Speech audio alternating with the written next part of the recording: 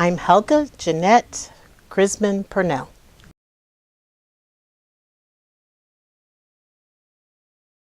I've been a member for 17 years at Beth Sholom Temple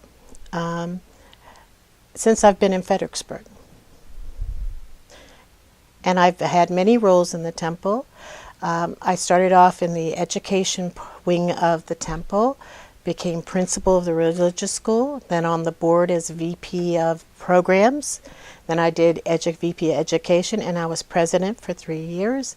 And now I'm again VP of education and religious life.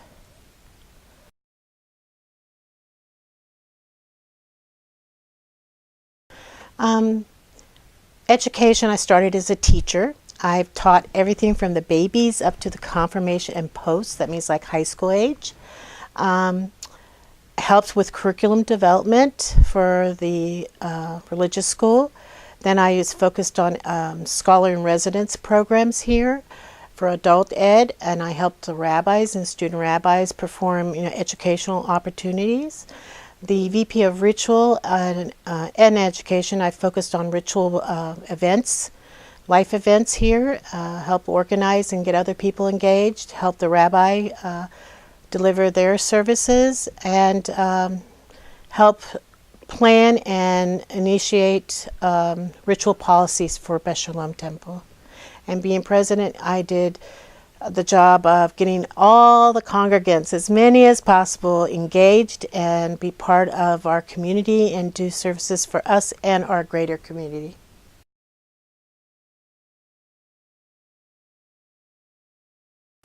Okay. For the community? Yes.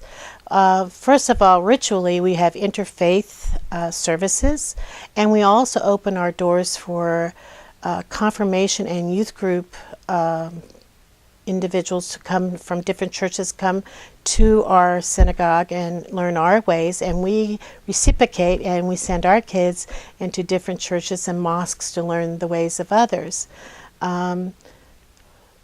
We work with the homeless shelter. We've also worked with the food bank. We make friendship with our citizens of Stafford and Fredericksburg and become friends and join poetry reading groups, or we do social action, or we go to Mary Washington for a cultural event. We try to bond in many ways. Also in businesses, we try to work with businesses. Like the 4th of July event called the Heritage Festival. And we try to find ways that we can bond our similarities so we have a stake in the community we live in.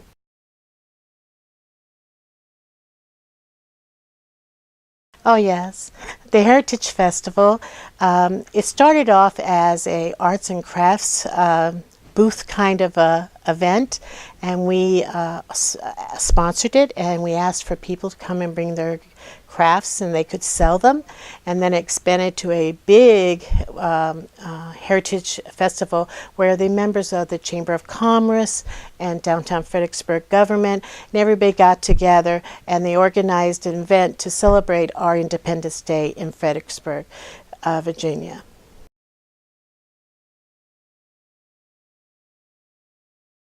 There's so many of them. The one thing I want to say is that my husband was in the Air Force. He was at Andrews Air Force Base. It was time for him to retire. So we were looking for a place in Virginia to move to. And when we drove by Fredericksburg, because we always went to Lake Anna, we stopped one day, and then we saw it had a university and it had a synagogue. So I went the first time to the synagogue. I remember the old synagogue in Charlotte Street. You walked off the street right into the sanctuary, and I was greeted with, hugs and warmth, and I said, well, this is where I belong. But I was so taken by the architecture of the building that you didn't have a foyer. You just walked right off the street into the sanctuary, and I thought that was amazing. I also liked the fact that even though we had a small space, how packed it was, and how we had to expand to other community buildings to have our projects. So I knew we were growing. The other thing is when the Torah comes out, and we did a writing of the Torah, we scribed a new Torah. That was a very, very emotional day for me. And just being with our fellow congregants. It's a wonderful feeling.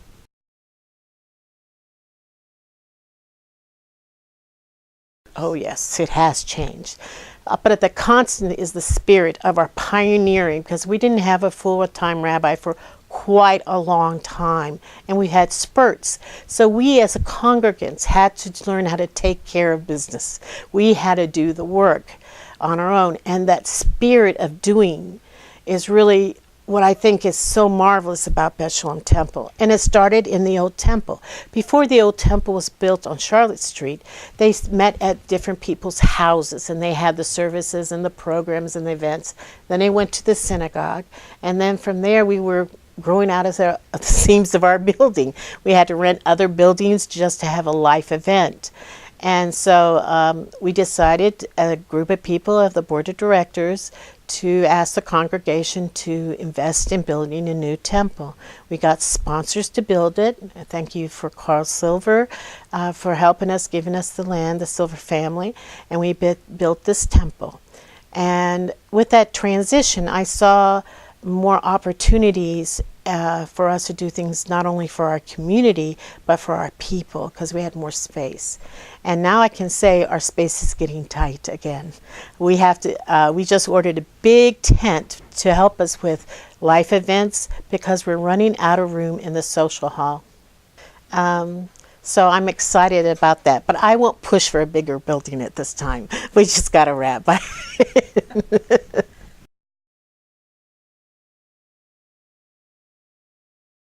His name is Rabbi Jeremy Weisblatt. He's from Philadelphia area, presently in Harrisonburg. He's 28 years old, and he's going to be married in June. He has a very unique background. His father was a rabbi. He's always been in small congregations, so he knows the life of Jews in the wilderness in small congregations. That's what we're called. And he's very scholarly. He went to a conservative seminary first, and then he transferred to the Reform. And he's also funny, and he loves sports, so I know that will work for the men of the congregation. And he can open a Torah and read it. Doesn't have to practice. He just reads it. So he's very excited. He wants to build a wonderful Jewish community and also build relationships with the greater Fredericksburg area as well.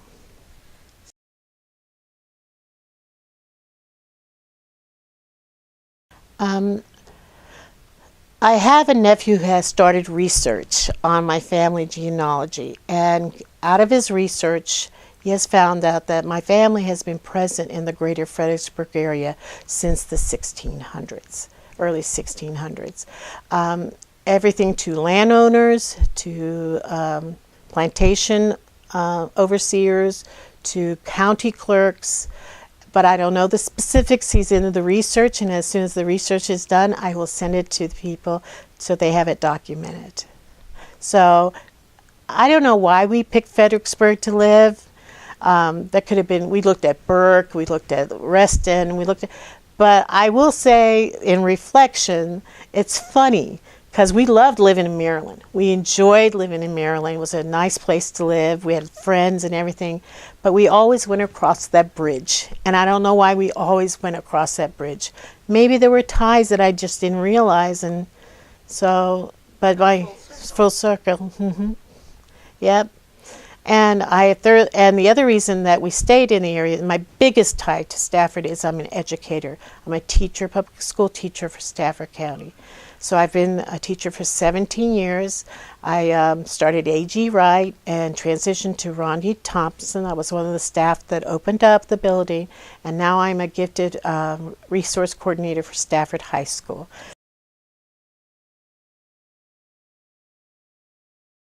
Yes, and I don't know how it was going to work, but I'm not used to having a window, and they say I will have a window, and that is prized territory, a window.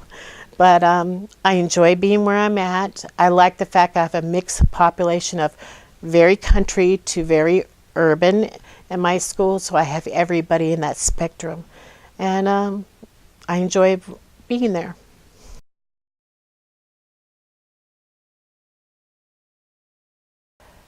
I hope that the relationships with our congregation, our synagogue, will always grow stronger in this area. And if we're here to help, let us know.